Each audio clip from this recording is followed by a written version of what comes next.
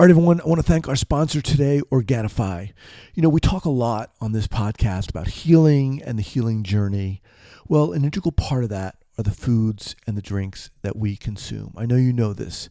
If you're like me, you know the importance of eating healthy, but you don't always have the time or the willpower to cook with all the colors of the rainbow. Organifi's superfood blends make it easy and enjoyable to add more variety and nutrition to your day. These are delicious organic powders that you can add to water or milk, stir and drink. It literally takes 30 seconds. It is that simple. A couple weeks ago, I was right about to start a green juice fast, a kind of a short mini fast. And I kid you not, the night before, Organifi reached out to me about sponsoring this podcast. And I will tell you that I was thrilled because this is aligned with what I'm doing. I'm familiar with Organifi. I've used them in the past before. I want to be able to bring to you quality products and things that are going to promote a healthy lifestyle. Organifi green juice is the one I use. It's the one I use every morning so that I know right away I'm starting the day on a healthy note. It's loaded with vitamins, loaded with minerals, and essential antioxidants. As a listener of the Trauma Therapist Podcast, you can get 21% off any item by going to Organifi.com/trauma and use the code TRAUMA. Once again, to get 21% off any item, go to Organifi, that's Organifi.com/trauma and use the code TRAUMA. All right, everyone, I want to thank our sponsor today, Organifi. You know, we talk a lot on this podcast about healing and the healing journey. Well, an integral part of that are the foods and the drinks that we consume. I know you know this. If you're like me, you know the importance of eating healthy, but you don't always have the time or the willpower to cook with all the colors of the rainbow. Organifi's superfood blends make it easy and enjoyable to add more variety and nutrition to your day. These are delicious organic powders that you can add to water or milk, stir and drink. It literally takes 30 seconds. It is that simple. A couple weeks ago, I was right about to start a green juice fast, a kind of a short mini fast. And I kid you not, the night before, Organifi reached out to me about sponsoring this podcast. And I will tell you that I was thrilled because this is aligned with what I'm doing. I'm familiar with Organifi. I've used them in the past before. I want to be able to bring to you quality products and things that are going to promote a healthy lifestyle. Organifi green juice is the one I use. It's the one I use every morning so that I know right away I'm starting the day on a healthy note. It's loaded with vitamins, loaded with minerals, and essential antioxidants. As a listener of the Trauma Therapist Podcast, you can get 21% off any item by going to Organifi.com/trauma and use the code TRAUMA.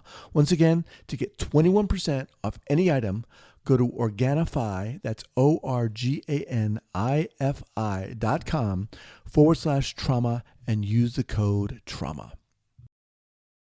Trauma Therapist Podcast, episode 477.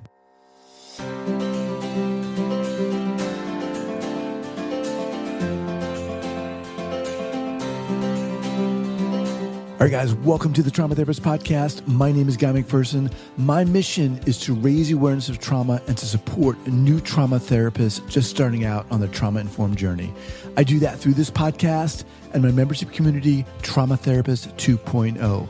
If you're a therapist of any kind interested in learning about trauma and you're looking for support and inspiration, I invite you to check out Trauma Therapist 2.0 by going to traumatherapist2.com. That's traumatherapist, the number 2.com. All right, let's get started.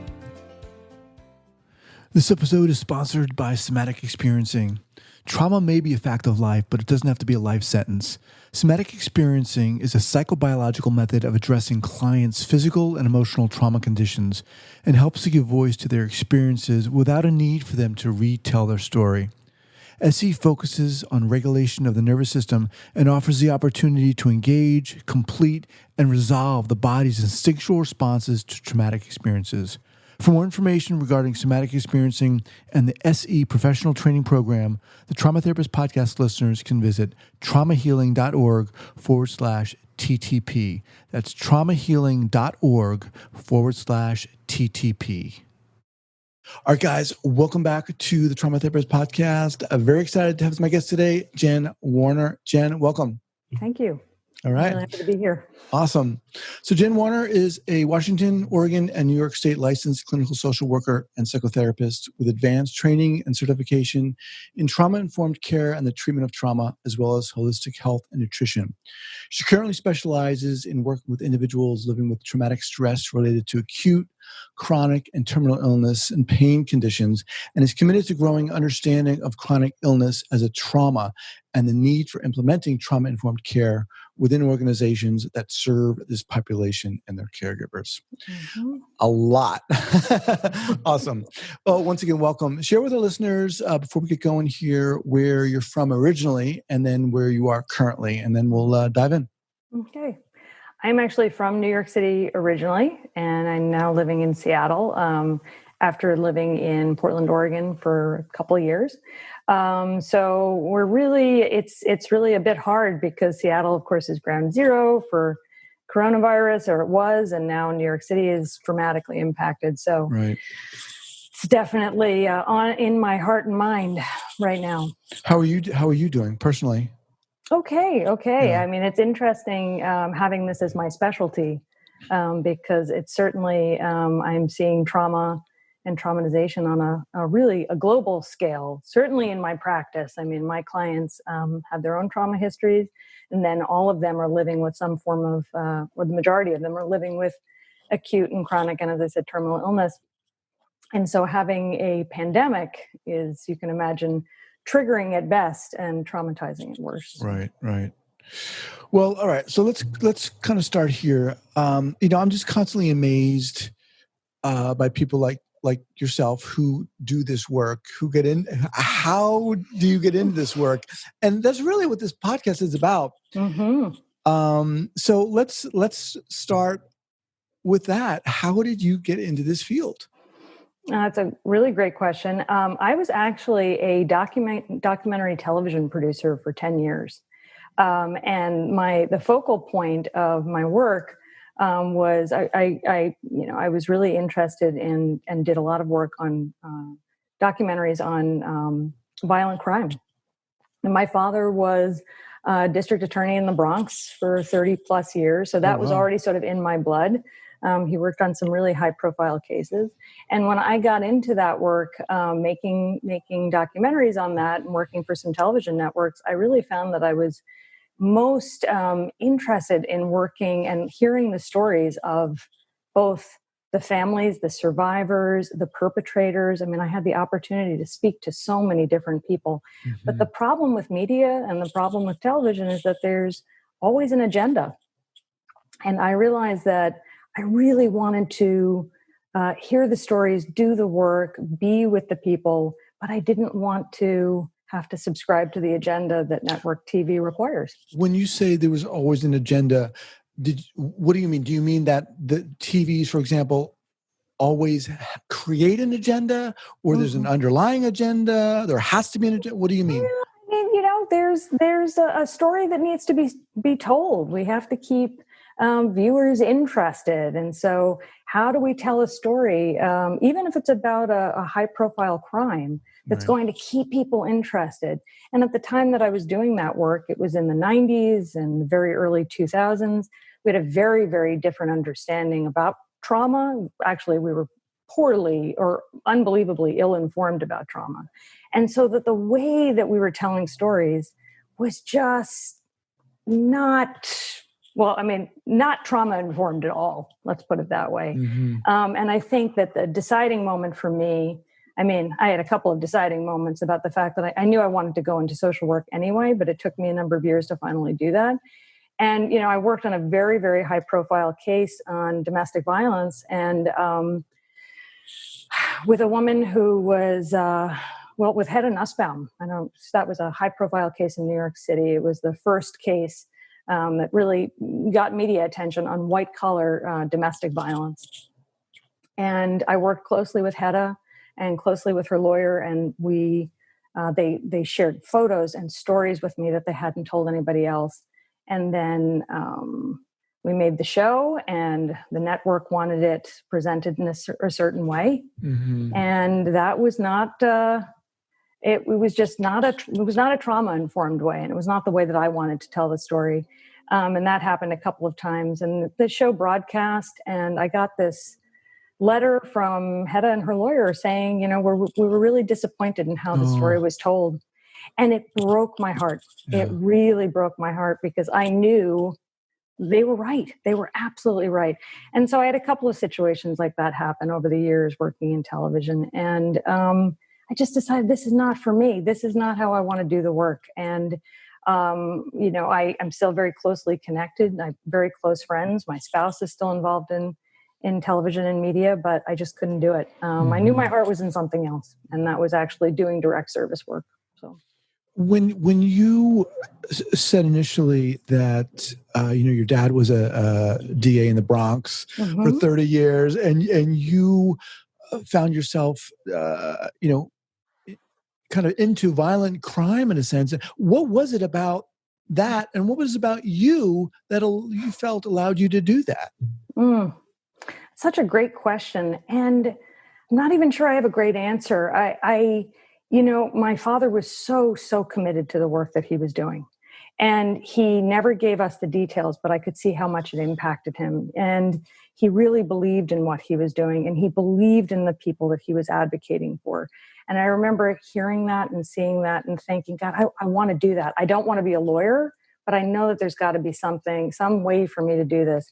And when I shifted out of television, I had also, when I left television in 2005, at the end of 2005, I actually became chronically ill myself. It was about a year of dealing with some pretty serious health issues. And in that time, I committed to going into social work. And just almost immediately upon launching into social work, I was like, I've arrived. This is really where I belong. And I was introduced to, obviously trauma on a large scale. And I during my work, I had some fabulous opportunities to work with some exceptional people in hospice and also the Coalition for the Homeless in New York City. And soon after, after graduation, I said, I want to work with survivors of violent crime. That's where I want to work. And that's actually how I started working, had the opportunity to work in an incredible clinic in New York City and learn from truly the best of the best on trauma-informed care, and committed myself to doing that. And, so that's how I found myself there. But what's the calling? What's the meat of it? I think you either have a passion for it or you don't. It is the hardest work I've ever done, but I've never felt more like I belong in something than I do in that. So, man. I think I first learned about you on Twitter.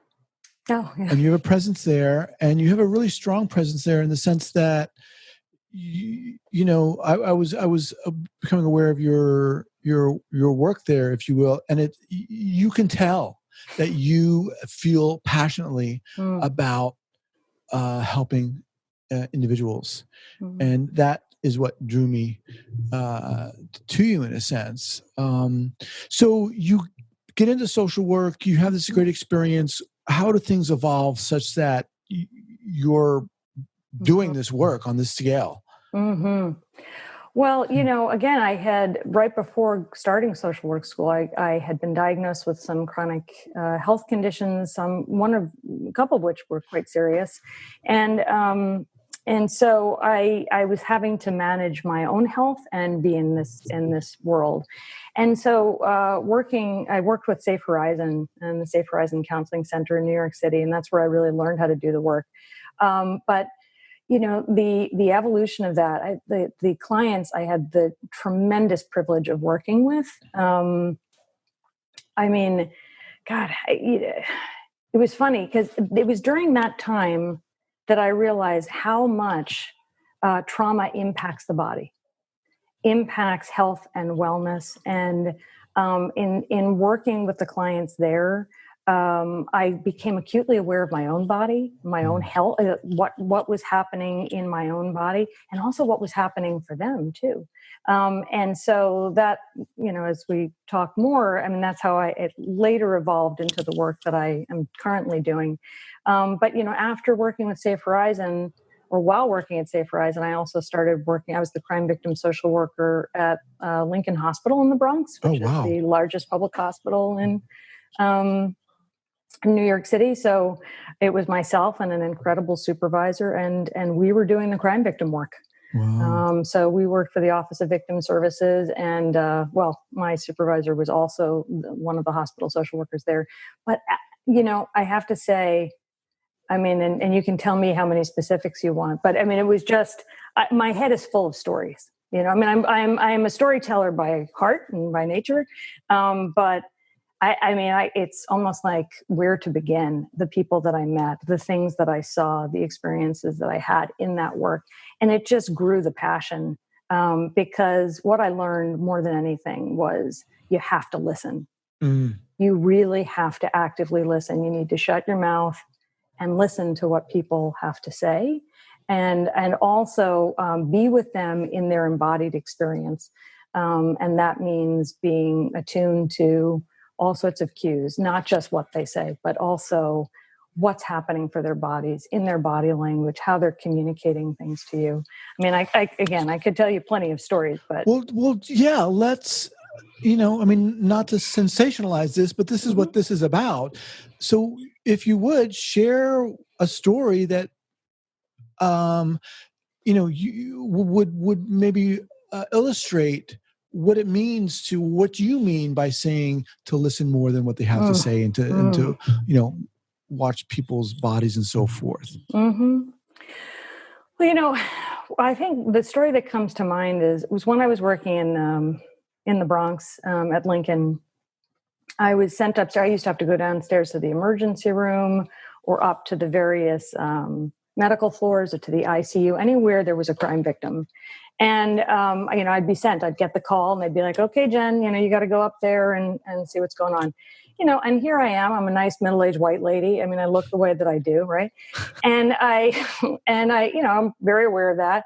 And I walk into this room, and it's a young African-American man. And the nurses, as I was walking in, they'd said, this guy's been here for 6 months. And I said, how come I've only gotten the call now?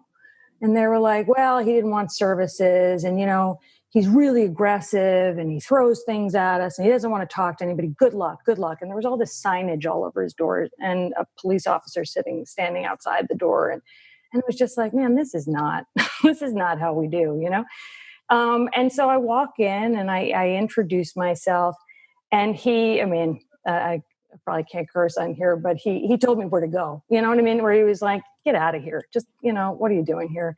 Mm-hmm. And, I could tell that he was curious that I was there, and I didn't shirk. I said, I absolutely, I hear you. If you'd like me to leave, I will. But I just want the opportunity to talk to you. And also, maybe help you get what you're entitled to as a crime victim. You know what I mean? And so he let me in, and he allowed me to pull up a chair, and he told me some stuff. And then he's like, okay, I want you to go now. And so, I said, absolutely. I left, and I said, here's my number. Call me if you need me again. And he ended up calling me, and I would go up to, I was the only one he allowed in the room. I mean, nurses and doctors, like, he didn't want to deal with them, but he allowed me into the room. He allowed me into the space.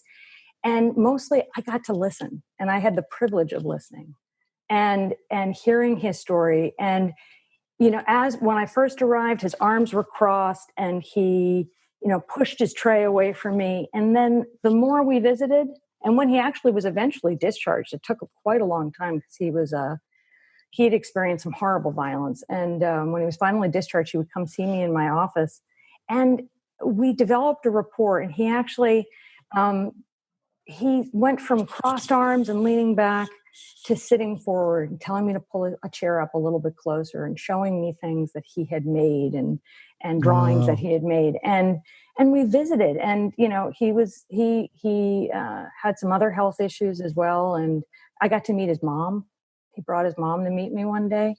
To me, these are just like, my heart feels like it's going to blow up, So let me ask you something. How much experience had you had when you met that guy? All right, guys, just quickly, I want to thank Sensory Motor Psychotherapy Institute for being a sponsor on this podcast. Do you struggle to help numb, disconnected clients who can't feel emotion or explore inner experience? Learn a comprehensive approach to conceptualize your client's concerns. As someone who's gone through the level 1 and level 2 trainings of sensory motor psychotherapy training, I can really speak to the power of this training. For me, it was a game changer and is so inspiring. Sensory motor psychotherapy uniquely includes the body in therapy as both a source of information and a target for intervention, because words are not enough. Go beyond theories and gain practical ways to open a new dimension for effective therapy. Visit Sensory Motor Psychotherapy Institute online today at sensorymotor.org. That's sensorymotor.org. At that point, I had probably about 4 or 5 years of experience. Okay. So you had some stuff under your belt, but it's just interesting. So in your words, what happened there? Why do you think those people, and I'm asking this for the benefit of our listeners here, why do you think that, you had that experience with that man, whereas the nurses or those other women were like, oh no, he knows things, he doesn't want to listen, What was it that you did or didn't do, or the way you held yourself that allowed you to get in? Respect, number one. Respect, deference, and recognizing that, again, I think the experience of trauma, when somebody has lived through a single trauma or multiple traumas, they have seen a side of existence that, if you're lucky, you will never have to see. And I think, and knowing his story, knowing a bit about his story, knowing what he had lived through, I was really in great awe of his ability to survive. Things had been horrible, truly horrible for him since he was, born. Basically. And how old was he when you met him? I think he was about 25. Okay. About 25. He had experienced numerous gunshot wounds up until that point. At this point, at 25, he experienced one to the abdomen that had then paralyzed him from the waist down. So his entire life was about to change. And, it was going in. So knowing that he had lived through so much, again, I recognized, I think it's the ability to recognize, that one is in awe of people who survive, how they survive, the fact that you can experience horrible things and still be here. Even drugs and alcohol and all of these things that we pathologize as like, he's a drug addict, or he's an alcoholic or whatever. People will use a number of things to just survive. Right. And the ability to do that is one that I am in absolute awe of. And so going in there, recognizing my own privilege as somebody who could walk around, because he was not going to be able to walk again, right? But also recognizing that he was a true survivor and giving him that due, and just shutting up and listening. So I wasn't putting myself in a position of, I was like, oh, here I am, the hospital social worker. I'm here to bring you things and tell you how it is. No, I'm here because you're allowing me to be here. I am here to assist you if you need assistance, if you want assistance, but I'm also mostly here to hear your story and bear witness to that. And I think that that's something that is maybe the foundation of being trauma informed, if you want to use the fancy term, but it's really about human connection. And it's about having respect for anybody around you and for what they've survived. Because often, in that case, I knew what he had survived. I had the privilege of looking at his chart. I had the privilege of hearing, and he allowed me to hear his story. But we walk around and we encounter people, we have no idea what they've lived through. So I think that, again, as a former television producer and storyteller, my nature is to listen to other people's stories, but everybody has a story. And I think to be truly trauma informed, again, a very overused word. You have to listen, and it's not just using your ears, it's using your eyes, it's using all 5 of your senses and being open and receptive to that. When you were first starting out as a social worker, was that your perspective? Was that your stance? Did you come in as open like that, or was it a little different? Was it, I'm the social worker and, I have just been through school and I learned these things and I'm here to help you and fix you and heal you and change you? No, I mean, I think I have 2 parents who taught me well, and I grew up in a neighborhood and had friends who taught me well about listening and showing respect to people. That it doesn't really matter what what your job is. Everybody deserves respect, and everybody deserves that kind of attention. I think in terms of thinking I'm bigger than or better than, I think, one thing that you had mentioned in your questions was about a clinical error. And I think that one thing that early social workers or anybody early in the work, many of us go into this work because we want to help so badly and we want to rescue so badly. And, I certainly have my own history, and I certainly have maybe started in the work wanting to help. I put that in quotes because it's also wanting to rescue. I want to get in there and I want to help everybody and save everybody, and overstepping perhaps, and not seeing people's strengths or hearing people's strengths or allowing them to demonstrate their strengths. And that I am not the rescuer. I am not the great hero of the story. They are. I do think I went into it with some a good foundation, but I also went into it with my own personal history, which means that while I didn't go in there thinking I was all powerful and all, I'm the social worker and listen to me. I did go in there, I think, initially, very early in the work, thinking I'm the helper and the saver. I'm supposed to save you and rescue you. And so it's a slight semantic difference, but, so it was less about the power of it, though, and more about the idea of though maybe that is power. That's probably anyway. Let me just remind everyone that I'm speaking with Jen Warner. She's at jenwarnerhealth.com. That's JenWarner health.com. Actually, the website's changed. It's jenwellness.com. Jenwellness.com. All right. Sorry about that. I'll have that linked up at the show notes page at the traumatherapistpodcast.com. So what are you doing now? What the heck are you doing? Very good question. Thank you for that. When I left New York City, I had a private practice, but I was also still the crime victim social worker at Lincoln. And I left that. We moved to Portland, Oregon, where I opened a private practice. And I was also teaching at the graduate social work school at Portland State on abuse and trauma. And then we moved to Seattle. My spouse took a job in Seattle, and so I have a private practice here now.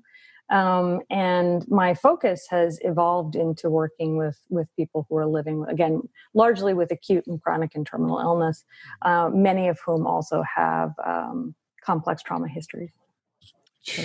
What a constellation. I mean, that's it doesn't get more intense than that. It's intense. It is intense, but it's beautiful work. Because again, there's so much overlap. Trauma really deeply, and so much incredible writing reflects this, how much trauma affects the body. And so many of the folks that I see come to me with unbelievable chronic health conditions, and in addition to that, they also have trauma in their background, childhood trauma, and maybe some experiences of interpersonal violence. But the way that, this is a slight shift from what we've been talking about, but the way that illness, particularly chronic illness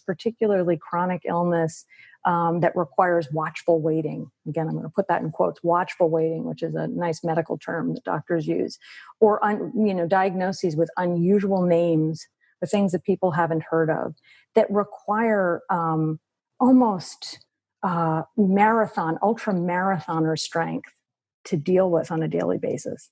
because there's no cure for it. There's no great treatment for it. And so the folks that are living with these conditions must live in constant awareness of something changing in their bodies, or they're living with chronic pain, or they're living with things that are just disruptive enough. Postural orthostatic tachycardia syndrome, commonly known as POTS, is something that affects your entire autonomic nervous system. So you're at the mercy of your autonomic nervous system. Most people never think of their autonomic nervous system. That's blood pressure and heart rate, pupil dilation, sweating, digestion. The point of an autonomic nervous system is it does its own thing, right? It's supposed to just keep things in balance. People who are living with POTS or any kind of autonomic failure do not have that regulation. So passing out is a big part. Standing up and passing out is a big part of the problem, or thoroughly disrupted digestion. And so, that's a small one. It's not, but it's disruptive. And I think that a lot of people living with these illnesses are deeply, deeply misunderstood. And it's so much of my work. It's balancing their experience of this kind of constant re-traumatization of, or dealing with the triggers that their body is presenting to them on a daily basis.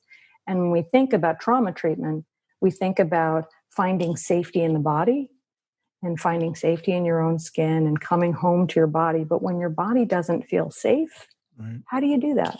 Right. So it's a great puzzle, but it's one that I feel pretty privileged to be able to do. Awesome.